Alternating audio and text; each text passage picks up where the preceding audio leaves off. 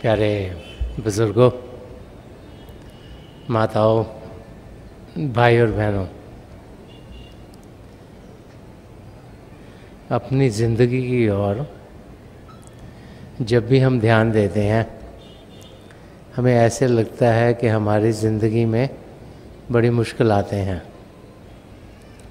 हम सोचते हैं कि शायद सारी मुश्किलें प्रभु ने हमारी झोली में डाल दी और उन मुश्किलों का हल हम कैसे करें, उसी में बहुत सा समय हमारा गुजर जाता है। चाहे कोई शारीरिक तकलीफ़ हो, चाहे कोई फिनेंशियल तकलीफ़ हो,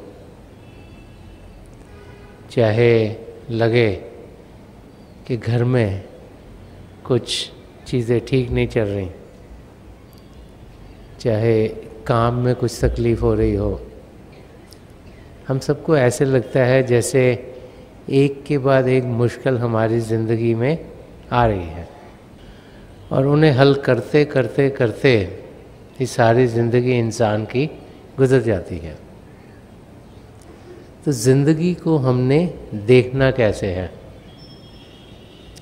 और ये सोचें कि ज़िंदगी में कोई मुश्किल नहीं आएगी, कोई ऐसी चीज़ नहीं होगी जो कि हमें ठीक नहीं लग रही, तो वो नामुमकिन है।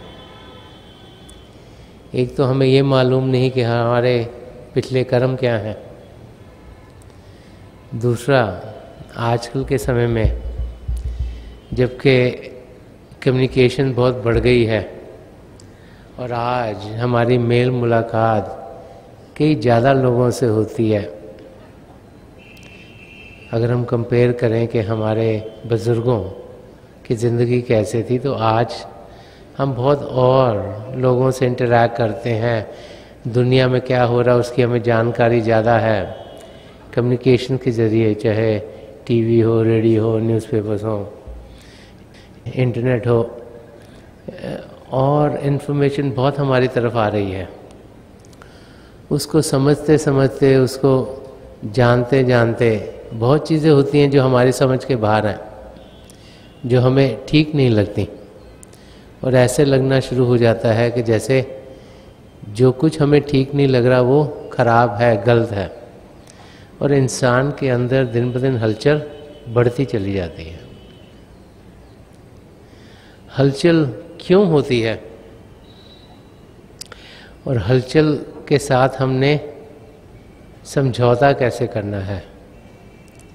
कि जब महापुरुषों की ओर देखते हैं तो हम देखते हैं हिस्ट्री में कोई ऐसे समय नहीं रहा, कोई ऐसे 10 साल नहीं रहे इकट्ठे जिसमें कि कोई लड़ाई झगड़ा दुनिया में कहीं ना कहीं ना हो रहा हो।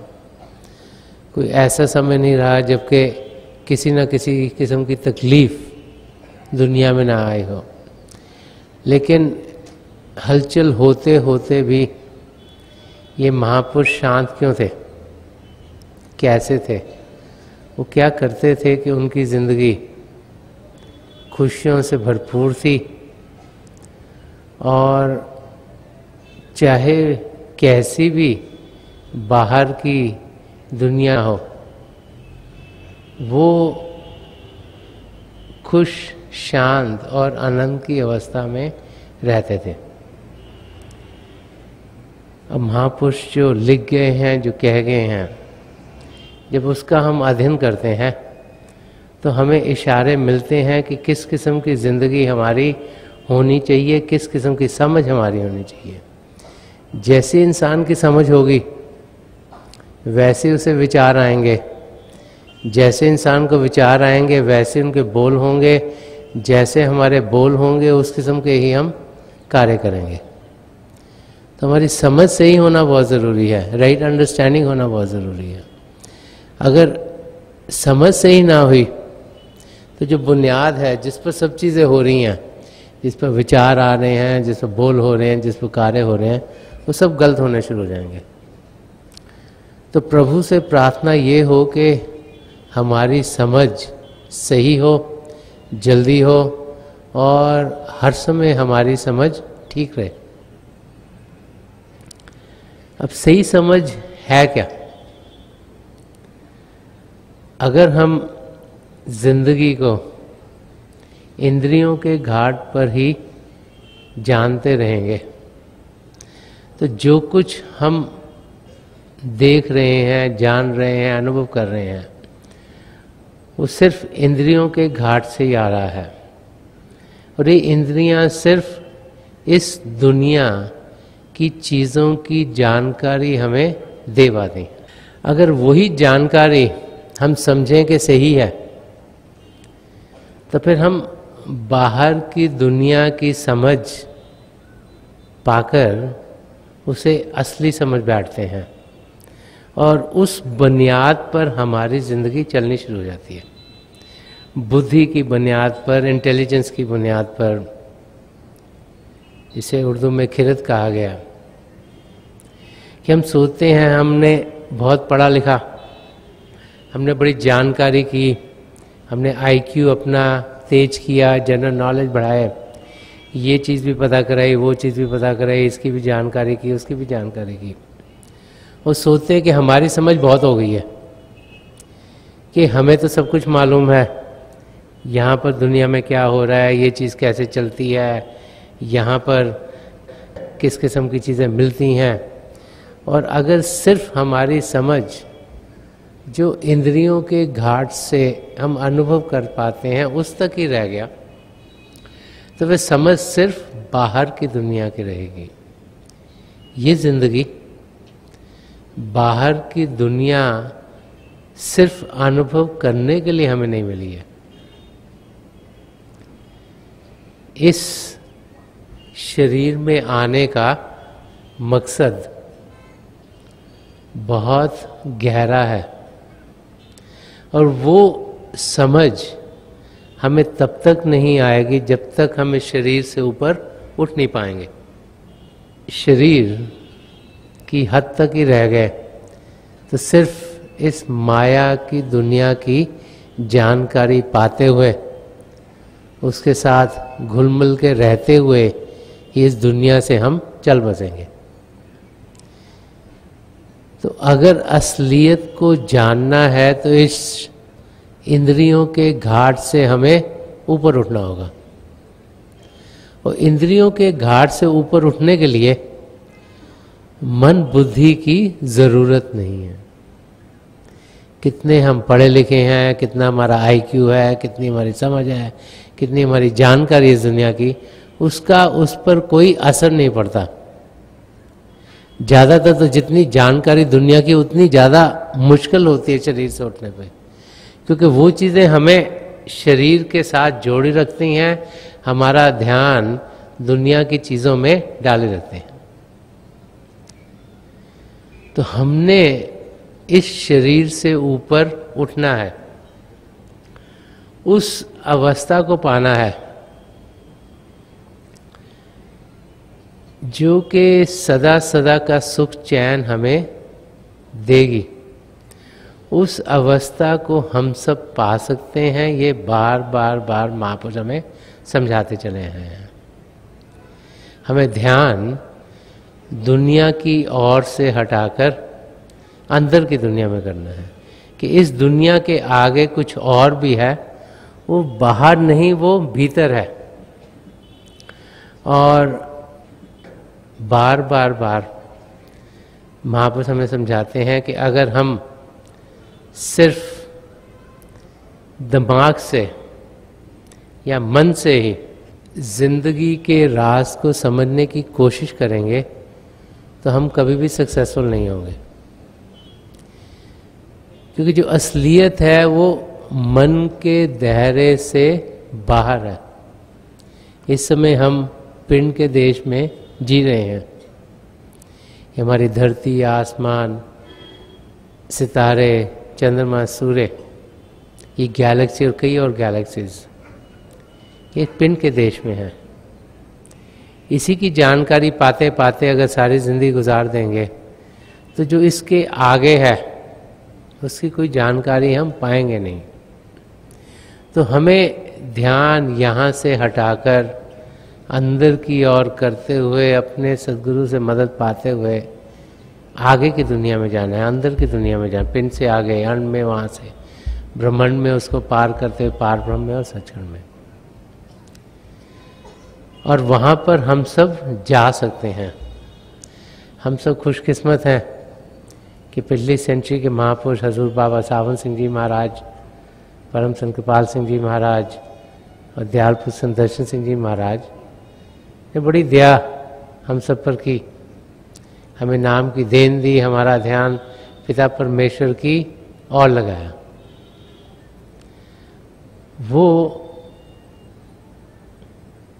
चाहते हैं कि हम असलियत को जानें, इसीलिए उन्होंने इस शिव नेत्र को खोला, उस रास्ते का हमें अनुभव कराया जो हमारे भीतर है, जिसमें हम जा सकते हैं। नामदान के दिन हमें प्रभु की ज्योति और श्रुति का अनुभव कराया।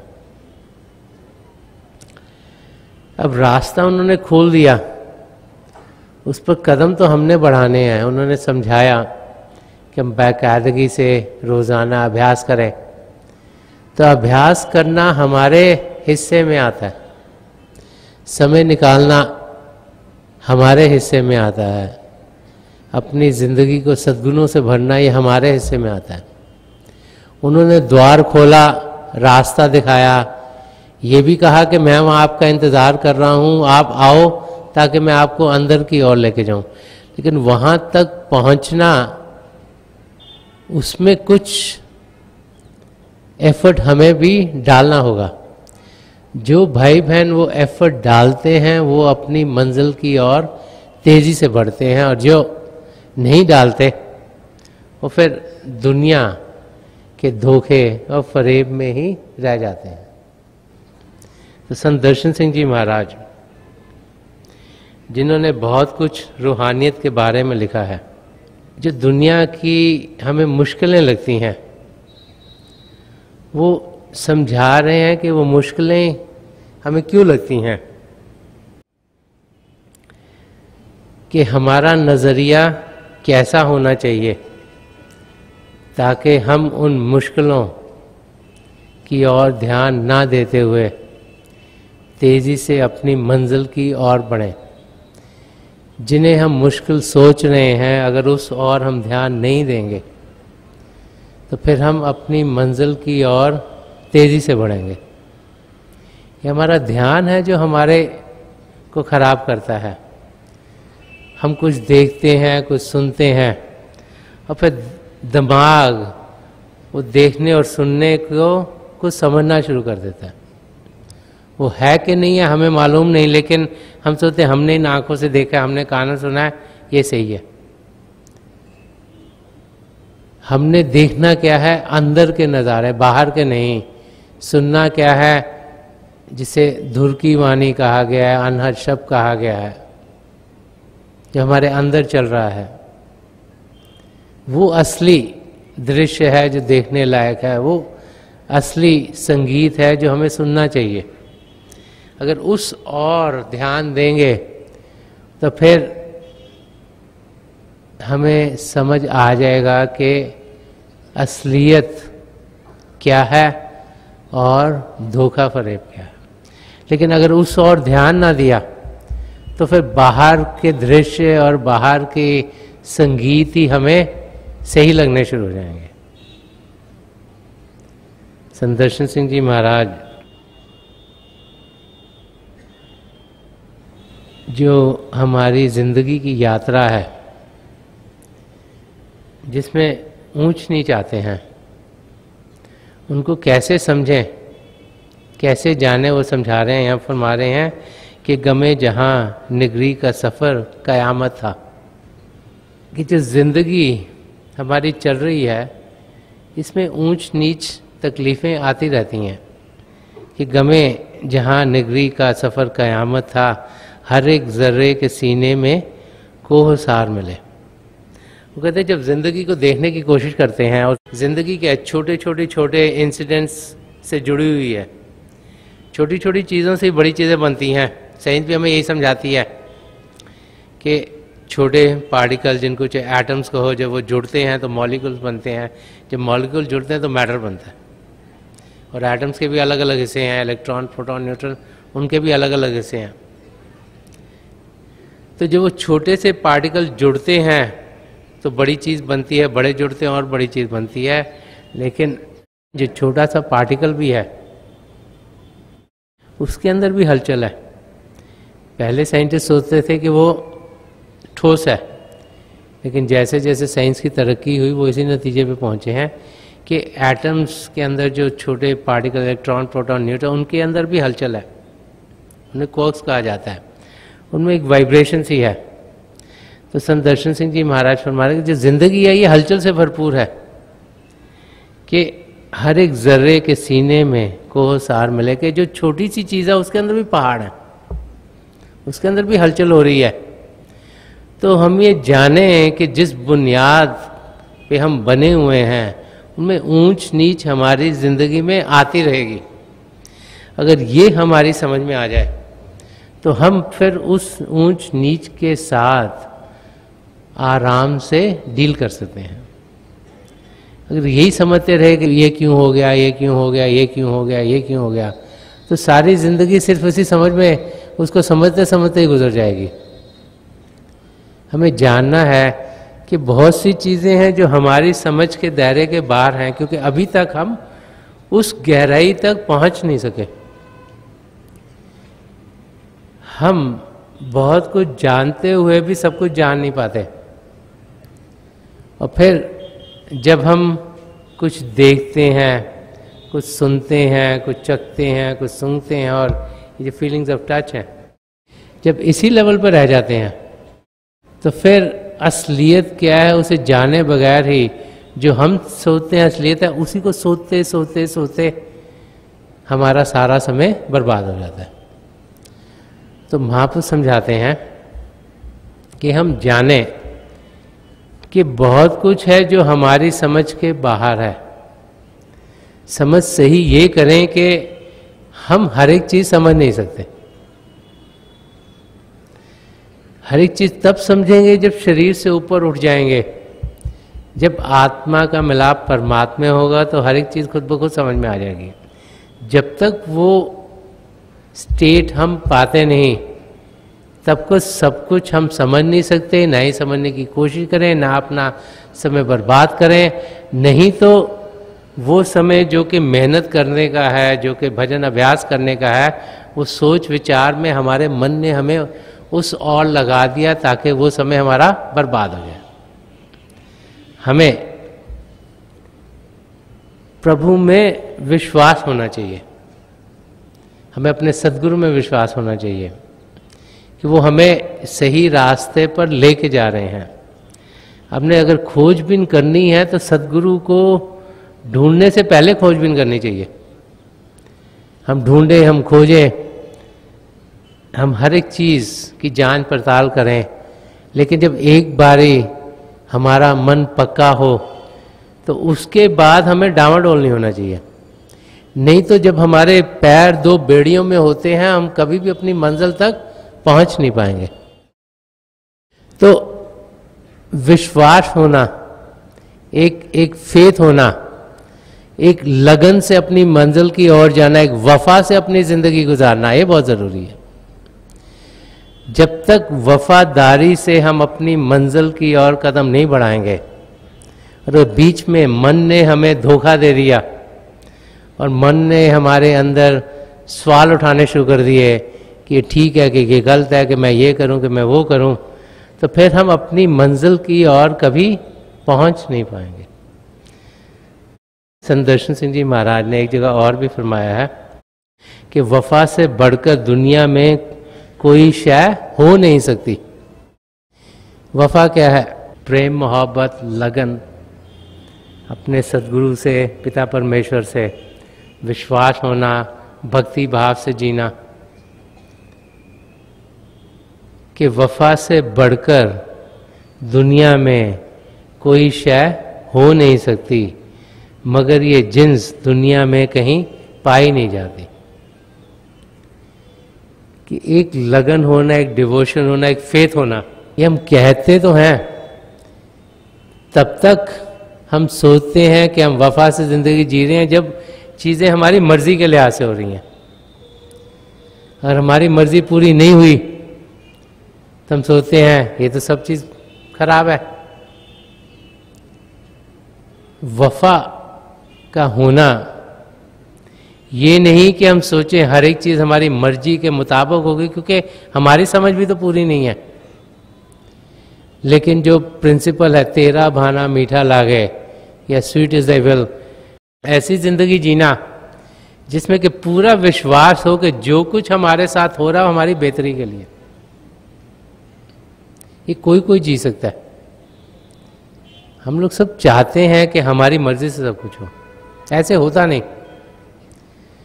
तो उस अवस्था तक पहुंचना जबकि हमने अपने आप को अपने सदगुरु या पिता परमेश्वर के हवाले कर दिया, अपने आप को सरेंडर कर दिया उनके सामने, तभी जाके सब कुछ हम पा सकते हैं। वही इंसान खुशी रहते हैं जो उस अवस्था में रहते हैं, जो तेरा भाना मीठा लागे के प्रिंसिपल से जीते हैं। जो सोचते हैं मेरी मर्जी हो जाए, वो कभी इंसान सुखी नहीं रहता। क्यों? क्योंकि उसको हर समय कोई ना कोई दुख लगा रहता है। जो सोचता है मेरी मर्जी से हो, उसके अंदर हुमें दिन ब दिन बढ़ती चली जाती है। मैं ये चाहता हूँ, मैं ये चाहती हूँ, मेरे कहने पे ये हो जाए, अगर मैं ये कहूँ तो ये हो जाए। उसमें मैं में ही इंसान मारा जाता है। अगर हमारे अंदर इस किस्म की समझ हो कि जो पिता परमेश्वर चाहता है वो हो, जो हमारे सदगुरु चाहते हैं वो हो, और जो हो रहा है उनकी रजा में हो रहा है, उनकी मर्जी से हो रहा है, हमारी बेहतरी के लिए हो रहा है, तो फिर हर एक चीज हमारे को अच्छी लगेगी। और जब हर एक चीज अच्छी लगेगी तो खुशियां खुशियां होंगी। ये तो हमारे अंदर से है कि हम सोचते हैं ये चीज ठीक नहीं, इस करके हमें दुख होता है। अगर हम अपने आप को उस लेवल तक एलिवेट कर लें कि सब चीज़ें हमें अच्छी लगनी शुरू हो जाए, सब इंसान अच्छे लगने शुरू हो जाए, उनके बात करने के तरीके अच्छे लगने शुरू हो जाएं, उनसे इंटरेक्शंस अच्छी लगनी शुरू हो जाएं, और जिससे भी हम मिलते हैं हर एक चीज़ हमें अच्छी लगनी शुरू हो जाए, तो फिर दुख का सवाल कहाँ पैदा होता है? फिर तो सुख ही सुख है, आनंद ही आनंद है। तो ये हमारी समझ में कमजोरी है। जो कुछ हो रहा है वो पिता परमेश्वर की रजा में हो रहा है। अगर पत्ता भी हिलता है तो उनकी रजा से हिलता है, तो उसमें फिर खराबी क्या हो सकती है? हवा तेज क्यों चली, हवा क्यों नहीं चल रही? अगर इसी में इंसान बैठा रहेगा तो वो यही सोचता रहेगा हवा कल कैसी चलेगी, परसों कैसी चलेगी, आज कैसी चली है। इससे हमें ऊपर उठना है। आज हवा नहीं चल रही तो भी ठीक है, कल चल रही थी तो भी ठीक है। क्योंकि हमें तो समझ नहीं ना कि इतनी में पूरे दुनिया में हवा किस वक्त कितनी चलनी चाहिए। सांस तो हम ले रहे हैं, ये तो नहीं है कि ऑक्सीजन ही हटा दी पिता परमेश्वर ने। किसी दिन ज्यादा हवा चलती है, किसी दिन कम चलती है, लेकिन हमारे सांस लेने के लिए जो चाहिए ऑक्सीजन हमारे अंदर जाए वो हर समय अवेलेबल है। तो हमें ये नहीं सोचना कि ठंड क्यों हो गई, गर्मी क्यों हो गई, बारिश क्यों हो रही है, धूप क्यों निकल आई। जो भी हो रहा है सब ठीक है। क्योंकि कहाँ पानी चाहिए, कहाँ धूप चाहिए, कहाँ हवा चाहिए, कहाँ ठंडक चाहिए, कहाँ गर्मी चाहिए, ये तो उसके हिस्से में रखे ना। हमको क्या उसमें मुसीबत करने की जरूरत है? हम यही सोचते रहे कि रोज वेदर कल क्या होगा जी, और सारा समय उसमें बर्बाद कर दें, तो उसका तो कोई फायदा नहीं हो सकता। तो हमने अपनी समझ को ठीक करना है। तो संत दर्शन सिंह जी महाराज ये समझा रहे हैं कि अगर वफादारी से हम अपनी जिंदगी गुजारें, तो वफा किससे करनी है? पिता परमेश्वर से या अपने सदगुरु से। उनसे प्रेम करें, अंदर लगन हो, उनको पाने की इच्छा हर समय इंसान के अंदर हो, ये जाने कि उनकी मदद से हम अपनी मंजिल की ओर बढ़ पाएंगे। तो हम देखेंगे कि जिंदगी खुशियों से भरपूर हो जाएगी। ऐसे लगे जैसे फूलों के सेज के ऊपर हम चल रहे हैं। कांटे इसीलिए लगते हैं कि हमारी समझ सही नहीं। हम सोचते हैं कि मेरे करके कुछ हो जाए, हम सोचते हैं कि मैं ऐसे चाहता हूं इस करके ये होना चाहिए, लेकिन अगर वो हमारी बेहतरी के लिए नहीं है तो वो होता नहीं, और उसी को ठीक करते करते करते जिंदगी हम अपनी बर्बाद कर देते हैं। तो संत दर्शन सिंह जी महाराज हमें यही समझा रहे हैं कि वफा की जिंदगी, फेथ की जिंदगी हमें जीनी है। और वो फेथ कहां से हमें मिलेगा? वहां से मिल सकता है जिसका अपना फेथ खुद हो। तो महापुरुषों के पास हम क्यों जाते हैं? क्योंकि उनकी वफा पिता परमेश्वर से अनलिमिटेड है, सीम है, उसमें कुछ रुकावट नहीं। और जब उनके अंग संग होते हैं तो फिर उनके रंग में हम भी रंगे चले जाते हैं। जैसे संत दर्शन सिंह जी महाराज, उनकी वफा क्या थी? उन्होंने एक जगह एक शेर में फरमाया, वो फरमाते कि वफादार मेरा, वफा मेरा काबा, वफा मेरा मजहब, वफा मेरा दी है। वो कह रहे वफा ही मेरा मंदिर है, काबा है, मस्जिद है, वफा ही मेरा फेथ है, रिलीजन है, और वफा ही मेरा दी है। कि सारी जिंदगी मेरी प्रभु की लगन में है, उनके प्रेम में है, उनकी याद में है। हर पल हर क्षण मैं उनकी ओर ध्यान देता हुआ अपनी जिंदगी गुजारता हूं। मुझे मालूम है कि उनके जरिए मुझे सब कुछ मिलेगा। संत दर्शन सिंह जी महाराज का प्रेम अपने सदगुरु हजूर बाबा सावन सिंह जी महाराज पर अटल था, कभी डामाडोल नहीं हुआ। ये तो हम लोग हैं, जब चीज़ें अच्छी होती हैं तो हम खुश हो जाते हैं, जब हमारी मर्जी से नहीं कुछ होता हम दुखी होना शुरू करते हैं, मुंह भी बना लेते हैं, ऐसे लगता है जैसे मुसीबत पड़ गई है या पता नहीं क्या हो गया हमको। ये भूल जाते हैं कि पिता परमेश्वर का प्रेम हम सबके लिए हर समय रहता है, उनका हाथ हमें हर समय सहारा दे रहा है। ये तो हमारी कमजोरी, हम उसे देख नहीं पाते। अगर हम उसे देख नहीं पाते, जान नहीं पाते, तो मतलब नहीं कि वो है नहीं। अभी जो हवा है इससे तो दिखती तो नहीं ना हवा है, लेकिन ऑक्सीजन तो मिल रही है, जी रहे हैं, लेकिन ये तो नहीं ना दिख रहा कि हवा कैसी लग रही है, कैसा है, क्या हो रहा है। मगर वी यूज इट, उसके बगैर हम जी नहीं सकते, वो हमारे लिए हर समय रहती है। तो प्रभु का हाथ भी हर समय हमें सहारा दे रहा है, हमें अपनी मंजिल की ओर खींच रहा है। ये हमारी कमजोरी, हम उसे देख नहीं सकते। हमारे सदगुरु का प्रेम और उनका खिंचाव हमें हर समय पिता परमेश्वर की ओर लेके जाने का होता है। ये हमारी कमजोरी, हम उसे देख नहीं पा रहे। अब क्या क्या तरीके हमारे लिए अच्छे हैं प्रभु पास जाने के, ये तो हमें मालूम नहीं ना। तो हम सोचते हैं कि ये तरीका अच्छा है, लेकिन हो सकता है वो हमारे लिए अच्छा ना हो। तो जो जो हम सबके लिए बेहतर है वही हमें मिलता है। अगर ये समझ हमें आ जाए कि हर पल हर क्षण जो जो चीज हम सबके लिए बेहतर है वही हमारी जिंदगी में हो रही है, अगर ऐसी समझ हमारी हो जाए तो हम खुशी से इस जिंदगी में से गुजर जाएंगे। और जब हम अंदर की दुनिया में कदम बढ़ाएंगे तो हम देखेंगे कि पिता परमेश्वर कितने नज़दीक हैं। उन्हें हम ज़रूर मिल सकते हैं, पा सकते हैं, जान सकते हैं, पहचान सकते हैं, उनके अंग संग हो सकते हैं। और आज के दिन जबकि हम सब कृपाल बाग में इकट्ठे हुए हैं, मेरी पिता परमेश्वर के चरण कमलों में, और जो पिछली सेंचुरी के महापुरुष हैं हजूर बाबा सावन सिंह जी महाराज, परम संत कृपाल सिंह जी महाराज और दयालपुर संत दर्शन सिंह जी महाराज के चरण कमलों में यही प्रार्थना है कि हमारे अंदर वो पिता परमेश्वर के लिए प्रेम जागृत करें, अपने सतगुरु के लिए प्रेम जागृत करें। हम एक लगन से, एक वफा से रूहानी रास्ते पर कदम बढ़ाएं, ताकि इसी ज़िंदगी में जिस मकसद से हम इस धरती पर आए हैं, जो अपने आप को जानना है और पिता परमेश्वर को पाना है, वो हम सबके लिए पूरा हो जाए।